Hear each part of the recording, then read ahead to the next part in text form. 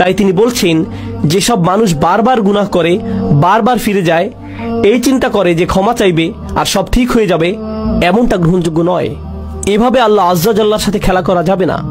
ওয়ালাইসাতিত তাওবাতু লিল্লাযিনা ইয়ামালুনা সাইয়্যাত হাত্তা ইযা হাদারা আহাদুহুমুল মাউত। অবশেষে তাদের কারো মৃত্যু চলে আসে।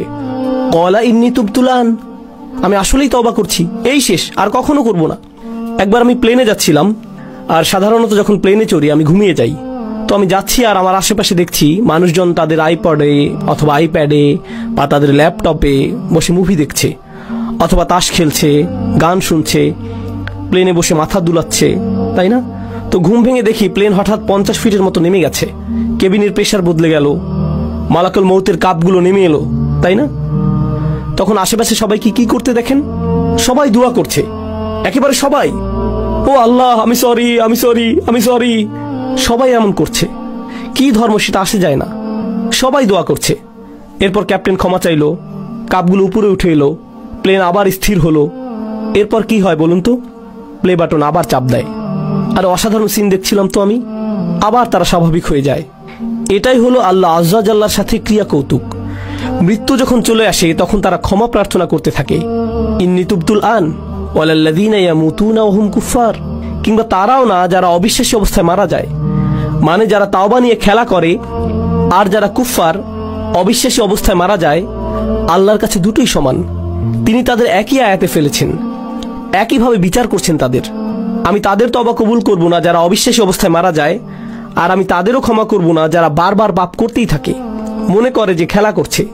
তারা বারবার করতেই থাকে, শুধুমাত্র তারা মনে করে যে তারা পার পেয়ে যাবে, কিন্তু এমনটা হবে না। উলাইকা আ'তাদনা লাহুম আযাবান আলীম, তারাই সেই সব মানুষ যাদের জন্য কষ্টকর শাস্তি প্রস্তুত করেছি। আল্লাহর সাথে আমাদের আচরণ হবে প্রথমত নিজের ভুল স্বীকার করা, দ্বিতীয় ধাপ আল্লাহর দিকে ফিরে যেয়ে তার কাছে পাপ থেকে বের হবার দোয়া করা, আর তিনি সেটা করবেন। আপনি বলবেন না যে গুনাহটি আমার থেকে বেশি শক্তিশালী, কারণ আল্লাহ বলছেন, লা ইউকাল্লিফুল্লাহু নাফসান ইল্লা উসআহা। আল্লাহ কারো উপরই সাধ্যাতীত বোঝা চাপিয়ে দেন না। আপনি সামলাতে পারবেন বলেই আপনাকে মানুষ হিসেবে বানানো হয়েছে। আপনি আপনার পাপের চাইতে শক্তিশালী, আল্লাহ আজ্জা জাল্লা সেটা জানেন।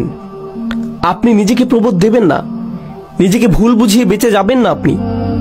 আপনি যেই পাপে জর্জরিত থাকেন না কেন, আপনি সেটার চাইতে শক্তিশালী। এটাই আল্লাহ আমার আপনার জন্য করেছেন। তিনি আমাদেরকে সম্মানিত করেছেন। তিনি আমাদেরকে সম্মানিত না করলে আমাদের পাপ আমাদের চাইতে শক্তিধর হয়ে যেত, শয়তান আমাদের চাইতে ক্ষমতাধর হয়ে যেত। ইন্না ইবাদি লাইসা লাকা আলাইহিম সুলতান, আমার বান্দার উপর তোমার কোনো কর্তৃত্বই থাকবে না। আল্লাহ শয়তানকে বলেছিলেন তোমার কোনো কর্তৃত্ব থাকবে না তাদের উপর, অর্থাৎ সমস্ত মন্দের উৎস শয়তানের কোনো ক্ষমতাই নেই মানুষের উপর। তাই আমাদের অজুহাত দেবার আর কোনো কারণ নেই। আপনি আপনার পাপ স্বীকার করুন, আমরা আল্লাহর দিকে ফিরে গিয়ে আমাদের ভুলকে মেনে নেই। এরপর আন্তরিকভাবে আল্লাহর কাছে ওয়াদা করুন যে এসব থেকে দূরে থাকবেন। আন্তরিকভাবে আল্লাহর কাছে ওয়াদা দিন এসব থেকে দূরে থাকবার। আপনার ক্ষমতায় যতটুকু আছে তা দিয়ে জীবন বদলে দেবার চেষ্টা করুন। সেই পাপ থেকে দূরে থাকুন, সেটা মন্দ বন্ধুদের থেকে আসুক, কিংবা কম্পিউটারের সাথে একা থাকার মাধ্যমে হোক, কিংবা অফিসের কলিগদের থেকে, যেখান থেকেই আসুক না কেন, আপনার জীবন থেকে সেসব বদলানোর চেষ্টা করুন। এটাই হলো তাওবা। সেটা অলসতার তওবা হতে পারে। আপনি হয়তো ফজরের অনেক পরে উঠে কাজা পড়েন, আহা কাজাটা পরে নেই, তবে এটাই আপনার কাছে নর্মাল হয়ে গেছে, সিরিয়াসলি আর নেন না এটা। আপনি বলেন আমি চেষ্টা করেও পারি না। অবশ্যই পারেন।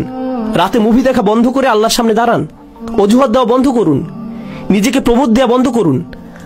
আল্লাহ আজ্জা জাল্লা এই জাতিকে তখনই উপরে তুলবেন যখন এই জাতি তওবার জাতি হবে, যখন আমরা আমাদের তওবা দ্বারা পরিশুদ্ধ হব। আল্লাহ আজ্জা জাল্লা আমাদের সবাইকে তার ক্ষমা চাইবার ক্ষেত্রে আন্তরিকতা দান করুন। আল্লাহ আজ্জা জাল্লা আমাদের তওবা গ্রহণ করুন, দিনে দিনে আরো ভালো মুসলিমে পরিণত করুন।